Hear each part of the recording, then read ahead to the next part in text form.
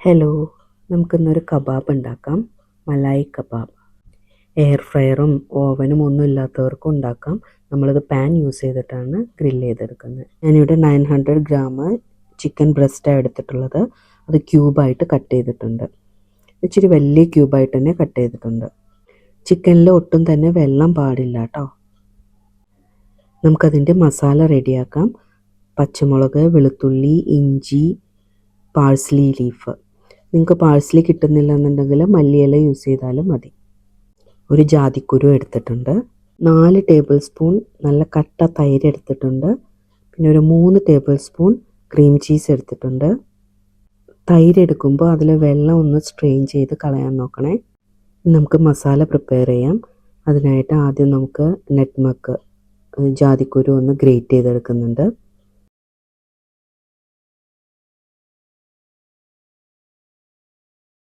അതിലേക്ക് നമുക്ക് ഇഞ്ചി, വെളുത്തുള്ളി, പച്ചമുളക് ചതച്ചതിട്ട് കൊടുക്കാം.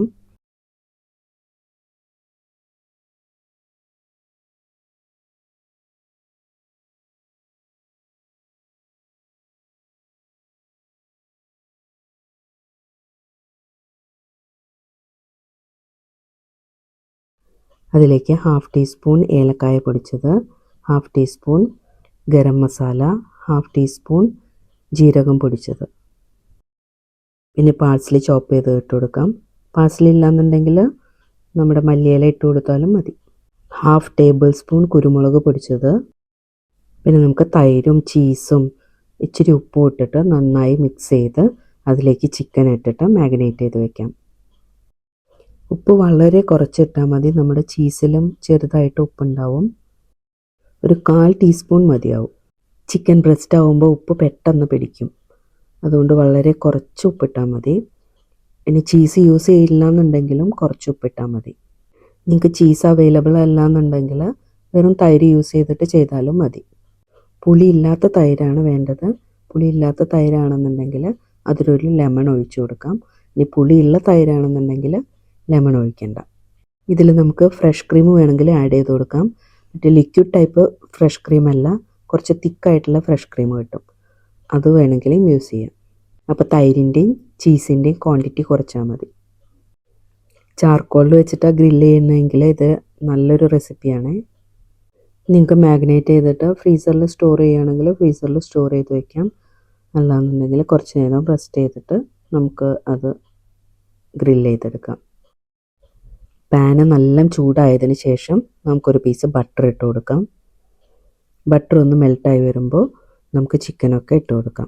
ചിക്കൻ ഇട്ട് കൊടുത്ത് നല്ല ഹൈ ഫ്ലെയിമിൽ തന്നെ അത് ചൂടാക്കണം. നല്ല ഹൈ ഫ്ലെയിമിൽ തന്നെ വെക്കണം. എന്നാലേ നമുക്ക് ആ ഗ്രില്ല് ചെയ്ത എഫക്റ്റ് കിട്ടുള്ളൂ. നമ്മൾ ചാർക്കോളിൽ ചെയ്യുമ്പോഴുള്ള ടേസ്റ്റ് വേറെ ആയിരിക്കും. അതൊരു സ്മോക്കി ഫ്ലേവറും കൂടി വരും അതിന്. നമ്മൾ ചിക്കനെല്ലാം ഇട്ട് കൊടുത്തതിന് ശേഷം അതിൽ കുറച്ച് വെള്ളമൊക്കെ ഇങ്ങനെ ഇറങ്ങി വന്ന് അതിലൊരു നല്ലൊരു ബ്രൗൺ കളറായിട്ട് വരും. ഇപ്പം തന്നെ മറിച്ചിട്ട് കൊടുക്കരുത്. ആ വെള്ളമൊക്കെ വറ്റിപ്പോയതിന് ശേഷം അതിൻ്റെ സൈഡിൽ നല്ല ബ്രൗൺ കളറായിട്ട് വരുമ്പോൾ മാത്രം നമുക്ക് മറിച്ചിട്ട് കൊടുക്കാം.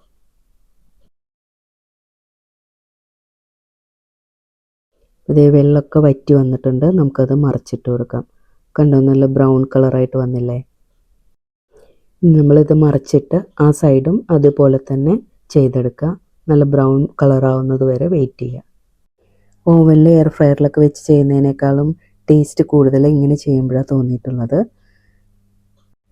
ഇങ്ങനെ ചെയ്യുമ്പോൾ ചിക്കൻ കുറച്ച് ജ്യൂസി ആയിട്ടിരിക്കും. മറ്റേത് ഒത്തിരി ഡ്രൈ ആയി പോണത് പോലെ തോന്നും. മറിച്ചിട്ടതിന് ശേഷം അതിലത്തെ വെള്ളമൊക്കെ വറ്റി വന്നിട്ടുണ്ട്.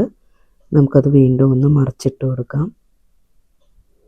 അപ്പോൾ ആ സൈഡിലൊക്കെ നല്ല ബ്രൗൺ കളറായിട്ടിരിക്കുന്നില്ലേ? ഇനി അതൊന്ന് അടച്ച് വെച്ച് വേവിക്കുകയാണെങ്കിൽ അതിലത്തെ ആ സൈഡിൽ ഇങ്ങനെ വെള്ളം ഇറങ്ങി അത് നമ്മളുടെ ചിക്കനിലോട്ട് ഇറങ്ങി വരും. അതിൻ്റെ സൈഡ് കരിഞ്ഞു പോകാതെ നോക്കണം. അങ്ങനെ കളർ കൂടുതലായിട്ട് വരികയാണെങ്കിൽ ഇതേമാതിരി ഒന്ന് അടച്ചു വെച്ചാൽ മതി.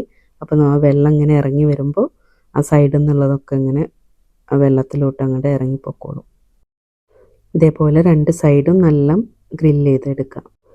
നമ്മുടെ കബാബ് ഇവിടെ ഏകദേശം റെഡിയായി വന്നിട്ടുണ്ട്. എല്ലാവരും ഇത് ട്രൈ ചെയ്ത് നോക്കണം. വീഡിയോ ഇഷ്ടപ്പെടുകയാണെങ്കിൽ ഒന്ന് സബ്സ്ക്രൈബ് ചെയ്തേക്കണേ. Thank you.